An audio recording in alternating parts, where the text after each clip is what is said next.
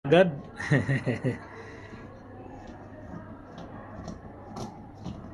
Habang ano, wala pang customer na ano talaga. No, pang customer na. Kasi pag may customer na ano, magulo, wala, hindi ka makakapag ano eh. Hindi kita matututukan pag ano din eh, pag turo dahil may customer eh. Ano ba ganyan? Yan, pwede kitang maanuhan agad, malalayan. Hindi naman kita papabutasan ng bago pang bula pag ganyan eh. Ngayon, marami tayong bulang ano dyan. Ngayon, hanggang mo muna. Ayan, pwede na yan. Tapos gagamitan mo ng bibil sander na. Yun, ano natin doon. Bibil sander.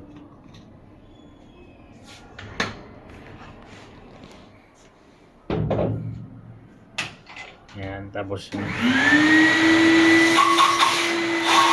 yung gamitin mo yung bibil sander yan. Dandaan lang, huwag mo lang hatakin kasi na ano yan eh. Naglulos yan eh. Okay, diretso mo ang ilalim. Ayan. Para at least masanay ka na humawak ng pati bibil sander.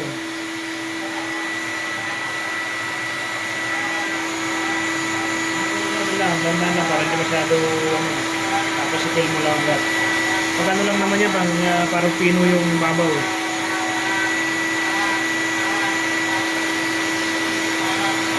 Ayan na, parang baka ano mo yung babaw niya.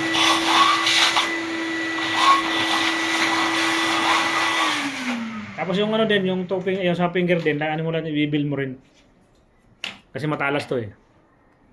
Ito lang, no? Pero ano lang, isa dalawa lang ang ano mo, ang tira mo diyan. Huwag mo masyado pisilin yung ano, yung switch ng ano. Hindi mo pinandar yung vacuum eh. Nakalimutan ko ah. Kasi pag hindi mo inano yung ano diyan, minsan kadalasan nababasag yan.